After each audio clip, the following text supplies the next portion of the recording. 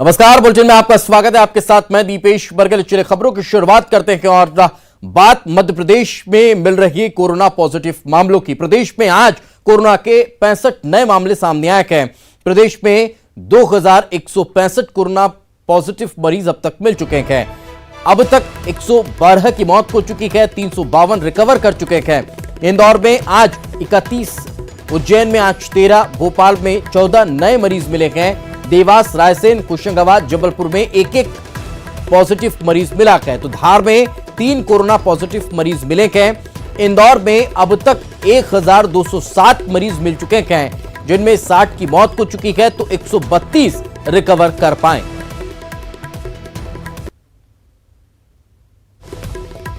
तो जरा ग्राफिक्स के जरिए समझ लीजिए। कुल केस अगर देखे जाए तो 2165 के एक्टिव, इनमें से 1701 हैं। ठीक 352 लोग हो चुके हैं और जिनकी मृत्यु हुई है वो आंकड़ा भी कहीं ना कहीं चौंकाता नजर आ रहा है।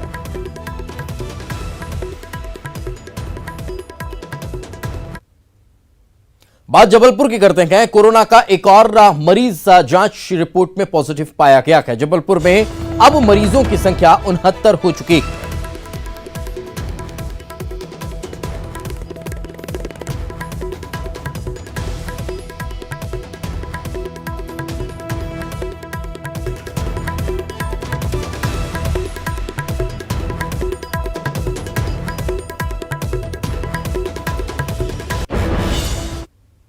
कोरोना वायरस और लॉकडाउन को लेकर आज प्रधानमंत्री नरेंद्र मोदी ने सभी राज्यों के मुख्यमंत्रियों के साथ बैठक की, जिसमें गृह मंत्री अमित शाह, स्वास्थ्य मंत्री डॉक्टर हर्षवर्धन, पीएमओ और केंद्रीय स्वास्थ्य मंत्रालय के बड़े अधिकारी भी इसमें शामिल हुए। सभी राज्यों के मुख्यमंत्री के साथ प्रधानमंत्री की यह तीसरी बैठक थी, जिसमें सीएम शिवराज सिंह चौहान भी शामिल हुए हैं।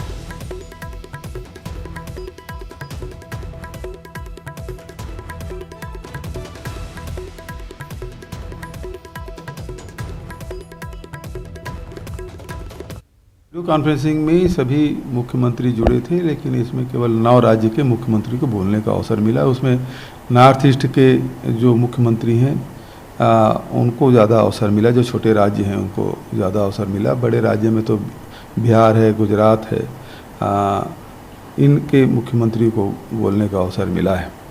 लेकिन मुख्य रूप से उभर के जो सामने बात आई है कि कोरोना का जो प्रभाव है अलग अलग राज्यों में अलग अलग है। किसी प्रदेश में बहुत अधिक है, किसी प्रदेश में बहुत कम है। बहुत लोग रोकने में सफल रहे हैं। बहुत सारे ऐसे राज्य हैं जिसमें पूरा राज्य जो है वो ऑरेंज जोन में या रेड जोन में है। ग्रीन जोन बहुत कम है। किसी राज्य में पूरा का पूरा ग्रीन जोन में है, थोड़ा एक आध जिला है जो ऑरेंज और रेड जोन में है। तो उसके हिसाब से राज्यों को लॉकडाउन ख़त्म करने के लिए उनको अनुमति मिलना चाहिए। अपने राज्य के हिसाब से उनको काम करने का अवसर मिलना चाहिए। आगे बढ़ते हैं। खबर भोपाल से। आर्थिक मोर्चे पर निपटने की रणनीति तैयार हो रही है। सीएम शिवराज ने टास्क फोर्स के साथ बैठक की है। वीडियो कॉन्फ्रेंसिंग के जरिए इस बैठक में चर्चा की गई। अर्थशास्त्रियों के सुझाव इस बैठक के जरिए लिए गए हैं। मध्य प्रदेश में राजस्व में 30% गिरावट का अनुमान दर्ज किया गया।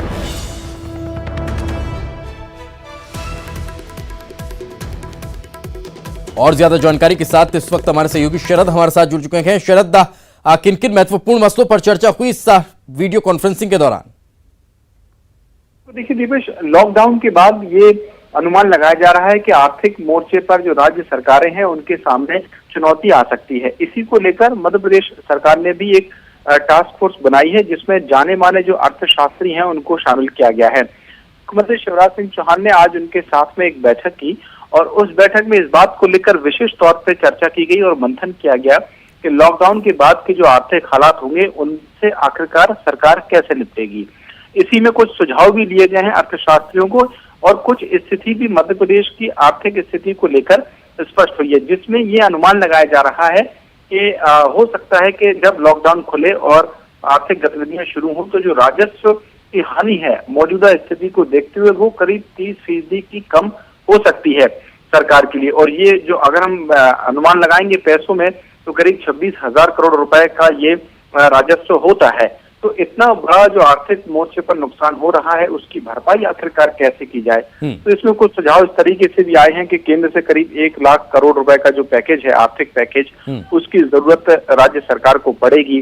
साथ ही साथ में राज्य सरकार को अपने वैकल्पिक कुछ साधन भी बनाने पड़ेंगे आय के स्रोत के लिए। तो इस तरीके की जो कुछ चर्चाएं हैं, कुछ सुझाव हैं, वो आज बैठक में आए हैं और ये तय किया गया है कि एक रिपोर्ट तैयार की जाएगी और उस रिपोर्ट के आधार पर ही आने वाले दिनों की आर्थिक मोर्चे पर रणनीति सरकार अलग से बनाएगी, जो इकोनॉमिक एक्सपर्ट्स हैं उनकी राय के साथ। चलिए, बिल्कुल, बहुत बहुत शुक्रिया शरद इस तमाम जानकारी के लिए।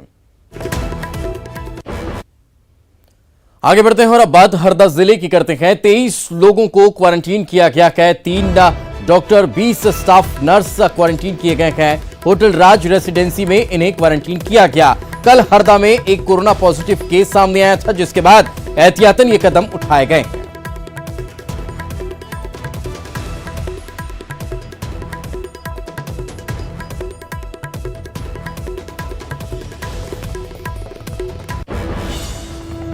प्रधानमंत्री नरेंद्र मोदी के साथ हुए वीडियो कॉन्फ्रेंसिंग में छत्तीसगढ़ भी शामिल हुआ। वीडियो कॉन्फ्रेंसिंग में प्रधानमंत्री ने जो दिशा निर्देश दिए हैं उनका पालन राज्य सरकार कर रही है। स्वास्थ्य मंत्री टी.एस. सिंहदेव का कहना है कि प्रधानमंत्री ने कहा है कि कोरोना जल्दी खत्म नहीं होने वाला है। सिंहदेव ने पीएम के हवाले से कहा कि जून और जुलाई में कोरोना के मामलों में तेजी आ सकती है। ऐसे में हम सभी लोगों को लॉकडाउन को अपने जीवन का हिस्सा बना लेना चाहिए और नियमों का और कड़ाई से पालन करना हम सबके लिए जरूरी है। ग्रीन जोन में रहने के बाद भी हमें जागरूक रहना बेहद जरूरी है।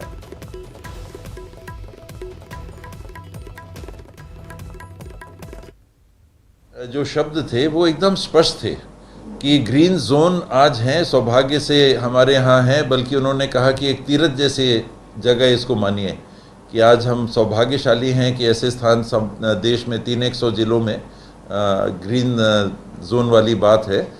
लेकिन कई जगह जो ग्रीन जोन है बड़े तेज़ी से ऑरेंज में तब्दील हो रहे हैं। किंतु स्पष्ट तौर पे प्रधानमंत्री जी की जो सोच थी वो यही थी कि कोरोना हमारे बीच में रहने वाला है और इसके साथ जीने के लिए गंभीरता से हमको आचरण में तब्दील लानी होगी, नहीं तो ग्रीन जोन ये नाम के लिए रहेगा। प्रधानमंत्री जी की बात से भी यही आभास हुआ कि टेस्टिंग और बढ़ानी होगी और सहयोग से जो राष्ट्रीय औसत प्रति मिलियन की बात हुई तो छत्तीसगढ़ उस औसत से आगे है।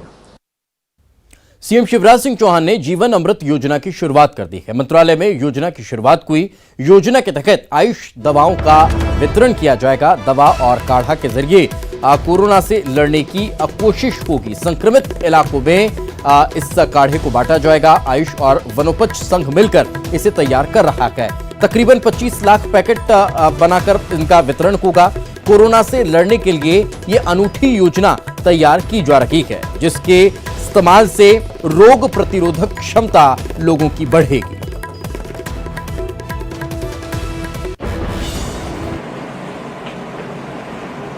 ये काढ़ा पीने से हमारे शरीर की रोग प्रतिरोधक क्षमता बढ़ेगी और इसलिए कोरोना को कंट्रोल करने के लिए, समाप्त करने के लिए हमने ये योजना बनाई है कि घर घर ये काढ़े के पैकेट पहुंचाए जाए।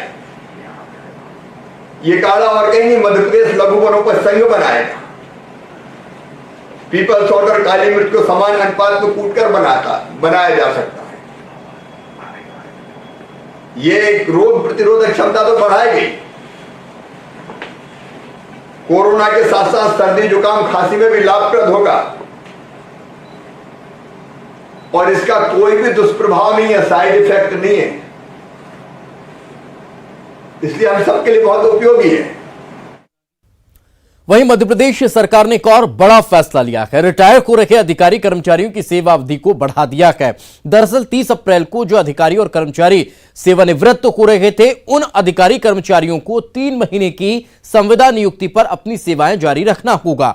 कोरोना वायरस के चलते सरकार का यह काफी बड़ा और महत्वपूर्ण फैसला माना जा रहा है। राज्य सरकार ने सभी विभागों को इसके निर्देश जारी कर दिए हैं।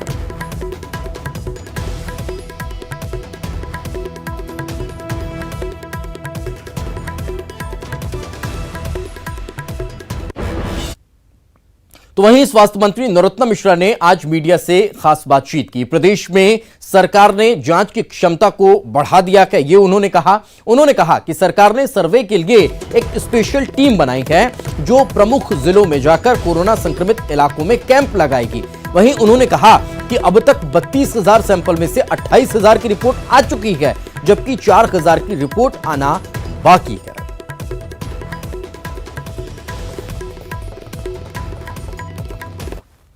कोरोना संक्रमण को रोकने के लिए सरकार अब प्रशासनिक और डॉक्टरों की टीम को मौके पर पहुंचाने की तैयारी में, उसको लेकर 5 से 10 सदस्यों का एक दल गठित किया जाएगा। प्रदेश के मंत्री नरोत्तम मिश्रा जी हमारे साथ मौजूद हैं। सर, एक टीम का गठन किया जा रहा है, इसकी जरूरत क्यों पड़ रही है? कोरोना कोई प्रदेश की बीमारी नहीं है, क्षेत्र की बीमारी नहीं है, देश की बीमारी नहीं, वैश्विक बीमारी है। और जब कोई वैश्विक संकट होता है तो इस तरह के नए चीजें करते हैं और इसलिए एक दल बना रहे हैं, जांच दल। कहाँ कब कैसे क्या और हो सकता है, कहाँ कब कैसे क्या और करना है, ये सब वो जांच दल देखेगा, कैंप करेगा, वहीं रहेगा और सुधार लाने की कोशिश में लग जाएगा, चाहे वो उज्जैन हो, भोपाल हो या इंदौर हो, खरगोन हो, कहीं भी हो। सर, जांच के सैंपल अभी भी काफी पेंडिंग है, 4,000 से ज्यादा संख्या बताई जा रही है। 32,000 जांच सैंपल भेजे, 28,000 की रिपोर्ट आ गई। 4,000 में भी मैंने जैसे कल बताया कि 800 वगैरह की कल आने वाली है। तो ये तो लगातार जाते भी हैं और आते भी हैं, रोज रिपोर्ट आ रही है और रोज रिपोर्ट जा। और इस वक्त एक और बड़ी खबर इंदौर से। बेटमा थाना प्रभारी को लाइन अटैच कर दिया गया है। जब्त शराब का प्रकरण दर्ज नहीं करने पर कार्रवाई की गई है। मामले को रफा दफा करने की शिकायत मिली थी। आईजी ने ये कार्रवाई की है। मामले की जांच इस पूरे मामले में कराई गई थी और उसके बाद फिर ये कार्रवाई देखने को मिली है। तो लापरवाही के चलते ये कार्रवाई देखने को मिली है। आईजी ने मामले की पूरी जांच कराई थी और जांच में दोषी पाए जाने के बाद लाइन अटैच कर दिया गया।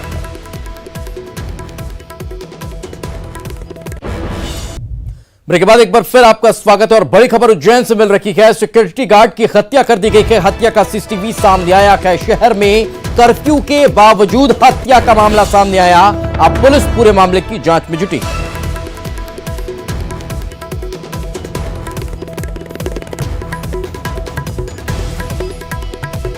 तो ये अब सीसीटीवी फुटेज इस पूरे मामले के सामने आया है। एक तरफ कर्फ्यू और लॉकडाउन की स्थिति है, दूसरी तरफ इस तरह से सनसनीखेज वारदात सामने आ रही है। उज्जैन का यह मामला है जहां पर किस तरह से सिक्योरिटी गार्ड की हत्या की गई वो इन तस्वीरों में आप देख सकते हैं और अब पुलिस पूरे मामले की जांच पड़ताल में जुटी।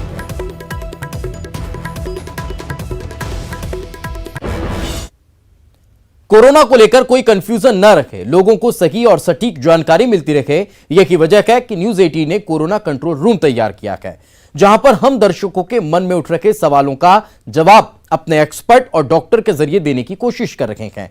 इसी कड़ी में आज हमारे साथ जुड़े हैं दिल्ली से श्वास रोग विशेषज्ञ डॉक्टर MS कंवर, जिन्होंने दर्शकों के सवालों के जवाब दिए हैं।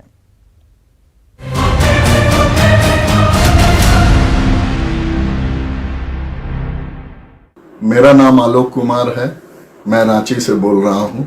मेरा सवाल आपसे ये है कि क्या लॉकडाउन के बाद क्या मैं अपना बाल सैलून में जाकर कटवा सकता हूं और इसके लिए क्या क्या सावधानी बरतनी होगी? जी, मेरा नाम अजमत है। डॉक्टर साहब से मेरा सवाल है, लॉकडाउन के तुरंत बाद क्या हम बाल कटवा सकते हैं? ऐसे में क्या सावधानी रखनी चाहिए? मैं भावेश बैरागी उज्जैन से। मेरा प्रश्न यह है कि लॉकडाउन के बाद क्या हम बाल कटवा सकते हैं? मैं टिंकू गुप्ता लखीसराय से। लॉकडाउन ख़त्म होने के बाद अगर मुझे बाल कटवाना होगा तो उसके लिए क्या क्या सावधानी बरतनी होगी? हेलो डॉक्टर जी, नमस्ते। मैं स्मृति नंदन बोल रहा हूँ उड़ीसा से। मेरा सवाल ये था कि क्या हम लॉकडाउन के बाद बाल कटवा सकते हैं और ऐसे में हमें क्या क्या सावधानियां बरतनी पड़ेगी? बड़ा इंटरेस्टिंग सवाल है कि लॉकडाउन के बाद हम क्या हेयर कट करवा सकते हैं। जी बिल्कुल करवा सकते हैं। अगर आप फीमेल हैं तब तो क्या हर्ज है कि आप अपने बालों को लंबा होने दें, शायद ज़्यादा अच्छे लगें, लेकिन मेल्स में ऐसा नहीं चलता। आपको कुछ इंस्ट्रक्शंस हैं जो मैं देना चाहूँगा और हेयर ड्रेसर्स को भी देना चाहूँगा।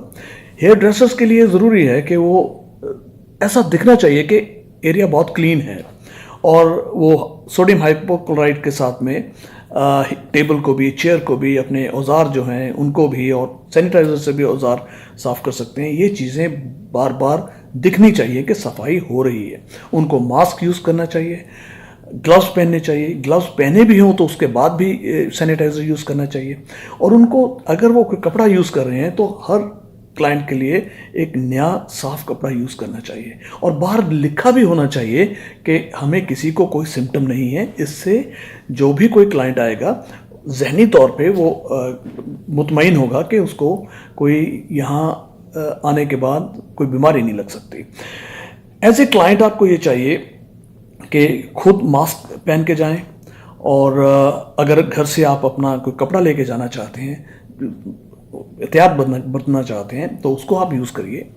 और ज़रूरी है कि अगर आपको खुद को कोई तकलीफ़ है, कोई गला ख़राब है, खांसी है, तो उस वक्त तो आप बिल्कुल भी ना जाएं सैलून पे, क्योंकि आपकी वजह से दूसरों को बीमारी लग सकती है। सो ये प्रिकॉशंस लेना बहुत ज़रूरी है। और हेयर सैलून वालों को भी ये जानना बहुत ज़रूरी है कि वो अंदर क्राउडिंग नहीं कर सकते। अगर एक क्लाइंट की जगह है तो एक ही क्लाइंट को अंदर आना चाहिए, बाकी बाहर वेटिंग में रहना चाहिए। सो ये चीज़ें आप बड़े केयरफुली आगे से ख्याल रखिएगा हेयर कटिंग के मामले में।